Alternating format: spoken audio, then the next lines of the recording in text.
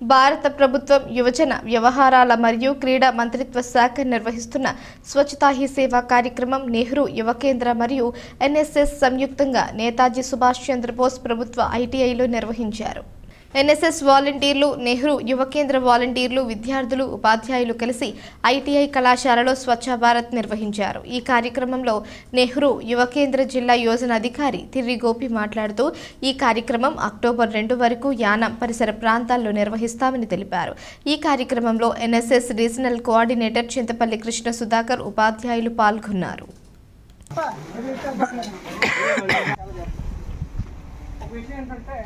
సాధారణంగానే ఏమన్నా మన అఫీషియల్గా ఏదైనా పని చేయాలని చేయగలి కష్టపడతాం, కానీ ఫుడ్ అంటే ఎవరికైనా ఇబ్బంది అవునా.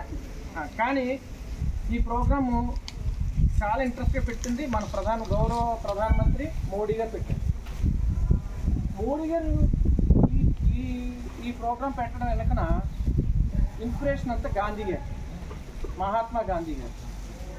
ఆయన ఎందుకు ఇన్స్పిరేషన్ అయ్యారంటే ఆయన ఎక్కువ ఖాదీ బట్టలే తొడిగేవారు. గాంధీ గారు చాలా సింపుల్ పని చేసుకోవడం ఇష్టపడతాం. మనం చాలామంది మన పని చేసుకోవాలనుకోండి ఇష్టపడం, ఎక్కువ అమ్మ మీద నాన్న మీద ఆధారపడతాం.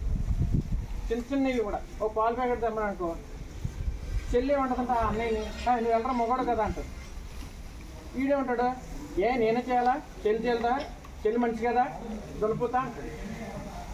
ఇలా కొట్లాటలు చూసి తల్లిదండ్రులు తెచ్చేసుకుంటారు. మీకు అర్థమవుతున్నాము. సో ఎందుకంటే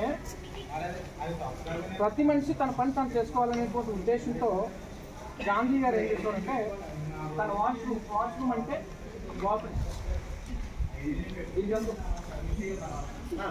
దీనికి వెళ్తుంటాం కదా, దీనికి వెళ్తుంటాం. ఇది నేను చాలాసార్లు అబ్జర్వ్ చేస్తుంటాను. ఎక్కువగా ఇబ్బంది ఎక్కడ కలుగుతుందంటే ఎన్నండి మీకు ఏం ఇబ్బంది కలిగిస్తున్నాను, ఈగనే ఉండండి, ఏమి తీసుకొని ఏముండ కలుగుతుంది. నేను ఎవరున్నా నాకు తెలుసు ఖచ్చితంగా, నేను ఎలాగ ఉంటాను. ఎందుకంటారా, ఫస్ట్ ప్రతిదీ దేవుడు చూస్తాడు, తర్వాత మన వృత్తి ఇచ్చి మన పని మనం చేసుకుంటే వెళ్ళాం. ప్రతి మనం నేర్చుకోవాల్సిన విషయం. ఎవరు ఇన్ని అనుకున్నా నేనేమి ఫీల్ కాను. ఎందుకంటారా, ఆ మనుషుల తప్పుగా అనుకున్నా, నా గురించి తప్పుగా చిత్రీకరించినా, ఎవరేం చిత్రీకరించినా నేను ఇలాగ ఉంటాను.